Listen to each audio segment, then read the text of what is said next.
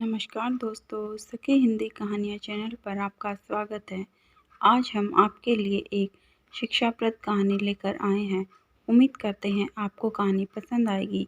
पसंद आए तो हमारे चैनल को सब्सक्राइब ज़रूर करें। सरिता अपने माँ बाप की लाडली बेटी थी। सरिता से बड़े उसके दो भाई थे, अमन और विक्की। सरिता के पिताजी एक गवर्नमेंट स्कूल में टीचर थे। वहीं सरिता की माँ एक कुशल गृहिणी थी। सरिता का बड़ा भाई अमन सरकारी परीक्षाओं की तैयारी कर रहा था। वहीं छोटा भाई विकी बीए फाइनल ईयर में पढ़ाई कर रहा था। सरिता सबसे छोटी थी। उसने अभी स्कूल की पढ़ाई समाप्त करके कॉलेज में एडमिशन लिया था। कॉलेज में जाते ही जैसे सरिता के सपनों को पंख लग गए, क्योंकि सरिता एक मिडिल क्लास फैमिली से बिलोंग करती थी। कोई भी मिडिल क्लास फैमिली अपने बच्चों को इतनी आज़ादी नहीं देती कि वह अपने मन से कहीं घूम फिर सके, खासकर लड़कियों को सुरक्षा के नज़रिए से।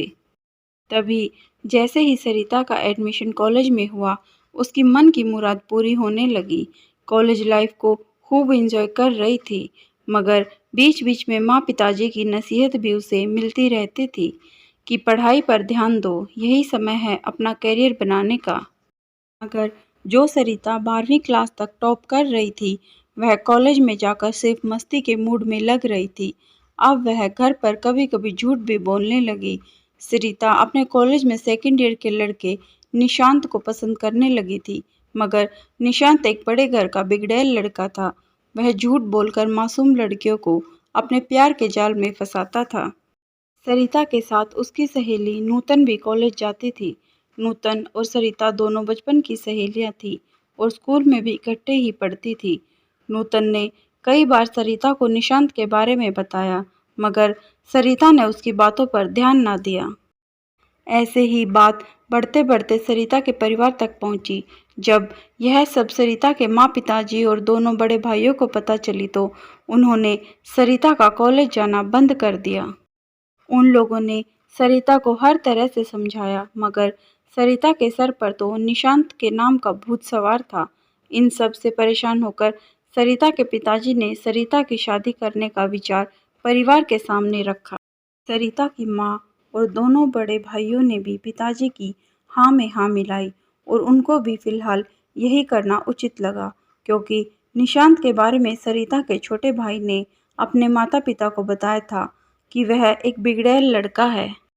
सरिता का परिवार अपनी लाडली बिटिया का भविष्य खराब नहीं करना चाहता था, मगर जब सरिता को यह बात पता चली कि पिताजी उसके लिए लड़का देख रहे हैं तो उसने निशांत के साथ घर से भागने की तैयारी शुरू कर दी।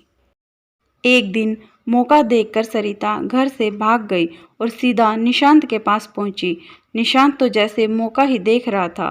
सरिता ने निशांत से जाकर बोला कि मेरे पिताजी मेरी शादी करना चाह रहे हैं, मगर मैं शादी सिर्फ तुमसे ही करूंगी। निशांत ने कहा, हाँ, मैं भी तुमसे बहुत प्यार करता हूँ, मगर मैं अभी तुमसे शादी नहीं कर सकता। सरिता चौंकते हुए बोली, पर क्यों? निशांत ने कहा, मेरे मम्मी पापा शहर से बाहर गए हुए हैं। जब वह आएंगे तब मैं उनसे बात करूंगा और फिर हम शादी करेंगे। निशांत की मीठी मीठी बातें सुनकर सरिता बहुत खुश हो गई। निशांत फिर बोला, तब तक अगर तुम्हें कोई दिक्कत ना हो तो तुम मेरे साथ मेरे फ्लैट पर रह सकती हो, वहाँ कोई आता जाता नहीं है। इधर सरिता के मम्मी पापा और दोनों भाई सरिता को ढूंढ रहे थे। जब 2 दिन तक सरिता का कुछ पता ना चला तो वह पुलिस स्टेशन गए और उन्होंने रिपोर्ट दर्ज कराई।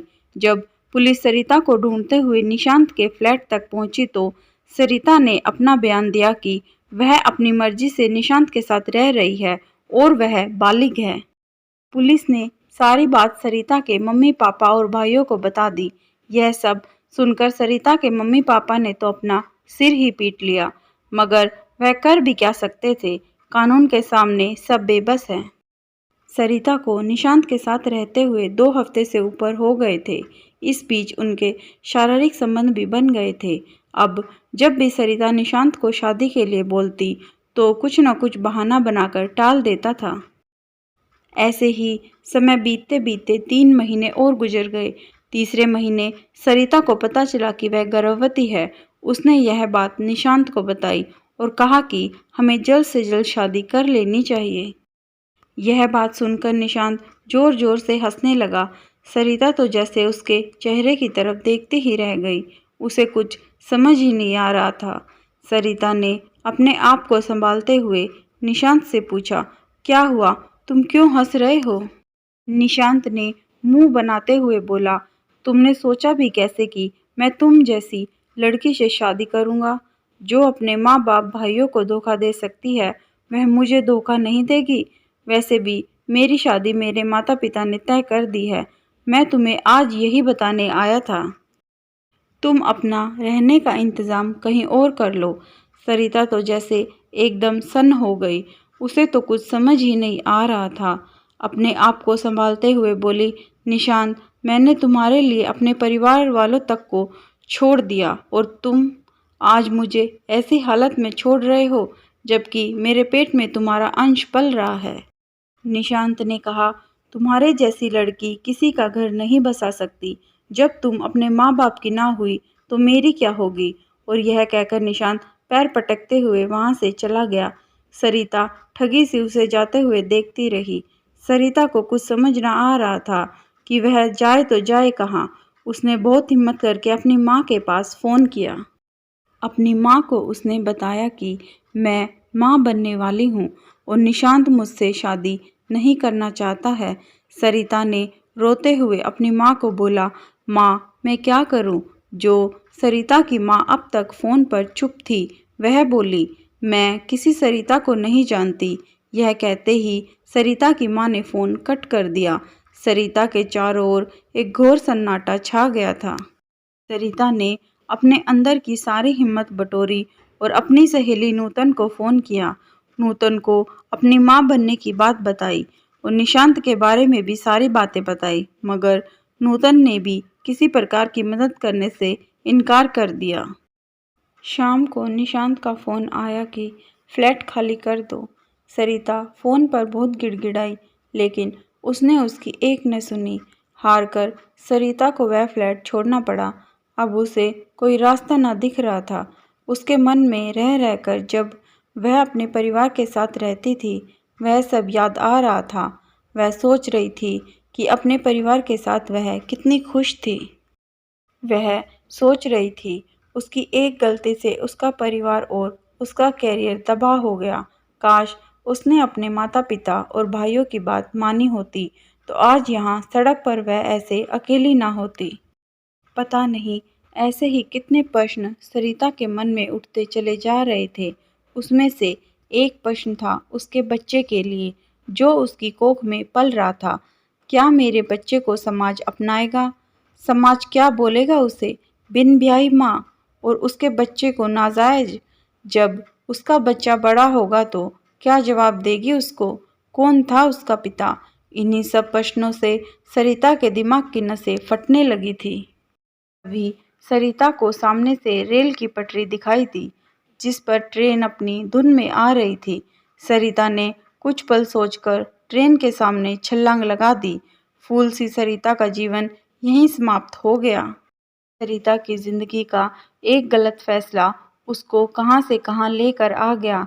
जिस प्यार के लिए उसने अपने परिवार को और समाज को ठुकराया था उसी प्यार ने उसे मौत के मुहाने पर लाकर खड़ा कर दिया था। कहानी से सीख, जल्दबाजी में लिए गए फैसले अक्सर गलत ही होते हैं।